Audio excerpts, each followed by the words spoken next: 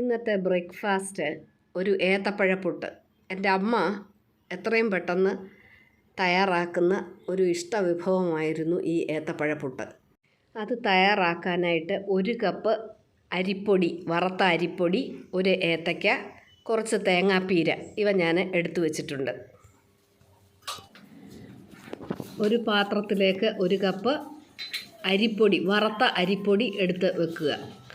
അതിനകത്തേക്ക് ഉപ്പിട്ടിട്ട് നല്ലതായിട്ടത് മിക്സ് ചെയ്ത് ചേർക്കുക.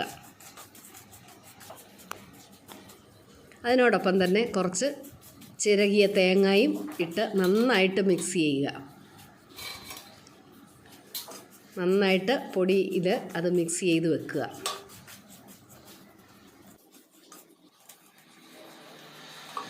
ഇനി നമുക്ക് നമ്മളുടെ ഏത്തയ്ക്ക ഒന്ന് അരിഞ്ഞു വരാം.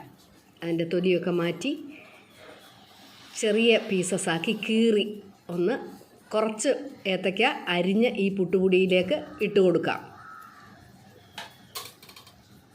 ബാക്കി ഏത്തയ്ക്ക വേറൊരു പാത്രത്തിൽ അരിഞ്ഞെടുക്കണം.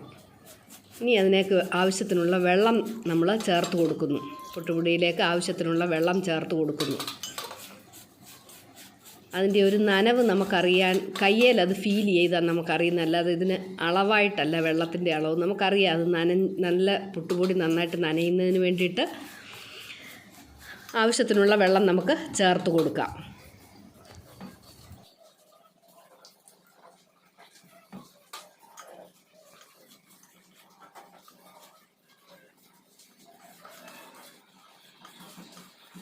അതിൽ നിന്ന് കുറച്ച് പൊടി എടുത്തിട്ട് നമുക്കിങ്ങനെ ഒന്ന് മുറുക്ക കൈകൊണ്ട് പിടിച്ച് നോക്കുമ്പോൾ അത് കണ്ടോ, ക്ലസ്റ്റർ ചെയ്ത് നിൽക്കുന്നുണ്ടെങ്കിൽ, ഒരുമിച്ച് കട്ടയായിട്ട് നിൽക്കുന്നുണ്ടെങ്കിൽ അത് നനഞ്ഞു എന്നുള്ളതാണ് അർത്ഥം. ഇങ്ങനെയാണത് ടെസ്റ്റ് ചെയ്യുന്ന. വെള്ളം മതിയോന്ന്. ഇനി അതൊന്ന് തല്ലിപ്പൊത്തി വെച്ചിട്ട് നമ്മളുടെ ബാക്കി ഏത്തയ്ക്ക ഒരു പാത്രത്തിലേക്ക് നമുക്ക് അരിഞ്ഞിട്ട് കൊടുക്കാം.